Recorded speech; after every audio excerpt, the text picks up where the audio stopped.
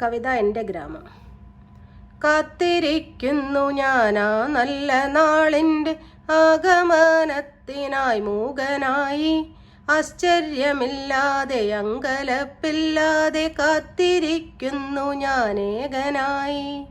ഓർക്കുന്നു ഞാനീ മരുഭൂമിയിൽ നിന്നും ദൈവനാടിൻ്റെ ആ ഗ്രാമഭംഗി.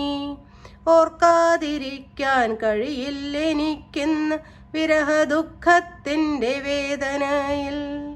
മകരമാസത്തിൻ്റെ മഞ്ഞിൽ വിരിയുന്ന പൂക്കളെ കാണുവാൻ എന്തു ഭംഗി. കലപില ശബ്ദമായി നിദ്രയുണർത്തുന്ന കിളികളെ കാണുവാൻ എന്തു ഭംഗി. കുന്നും മലകളും പാടങ്ങളുമുള്ള ഒരു കൊച്ചു ഗ്രാമമാണെൻ്റെ ഗ്രാമം. ടാറിട്ട റോഡില്ല, വൈദ്യുതിയുമില്ല, ഓലയാൽ മേഞ്ഞുള്ള കൂരകളും. നിദ്രയുണർന്നു ഞാൻ നേരെ നടന്നല്ലോ ആ കൊച്ചു പാടവരമ്പിലൂടെ.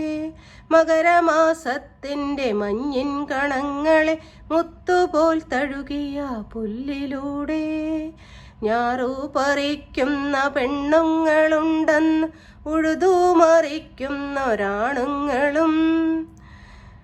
കർഷകപ്പാട്ടിൻ്റെ ആ നല്ല വരികൾ എൻ്റെ മനസ്സിനെ തൊട്ടുണർത്തി. വിദ്യാലയങ്ങൾക്കവധിയുണ്ടാകുമ്പോൾ കുട്ടികൾ തെരുവിൽ നിറഞ്ഞിരുന്നു. ബാലികാ ബാലന്മാർ ഒന്നായി നിരന്നു ഗ്രാമത്തിനൈശ്വര്യ ദീപം പോലെ.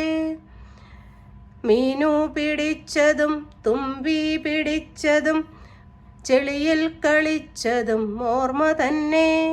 പുളിയും മാങ്ങയും പങ്കിട്ടു തിന്നതും ബാല്യകാലത്തിൻ്റെ സ്മരണ തന്നെ. മീനു പിടിച്ചതും തുമ്പി പിടിച്ചതും ചെളിയിൽ കളിച്ചതും ഓർമ്മ തന്നെ. പുളിയും മാങ്ങയും പങ്കിട്ടു തിന്നതും ബാല്യകാലത്തിൻ്റെ സ്മരണ തന്നെ. കുന്നിലെ മരമില്ല, പാടങ്ങളിൽ നിന്ന് ഉഴുതുമറിയില്ല, പാട്ടുമില്ല. ഗ്രാമത്തിനൈശ്വര്യ ദീപമായി നിന്ന ബാലികാ ബാലന്മാരെങ്ങുമില്ല. കാലികൾ നിൽക്കും തൊഴുത്തുകൾ പോലുമിന്ന് ഓലയാലെങ്ങും അശേഷമില്ല. കർഷകപ്പാട്ടില്ല, കർഷകരുമില്ല, എന്തൊരു ദുർവിധി ലോകനാഥ. വൈദ്യുതിയുണ്ടിന്ന് കേബിളും ഫോണും കുട്ടി ഫോണിൻ്റെ ടവറുകളും. സൗഭാഗ്യമിങ്ങനെ ചേർന്നു നിന്നിട്ടും എന്തേ ഇന്നാർക്കും സമയമില്ല, എന്തേ ഇന്നാർക്കും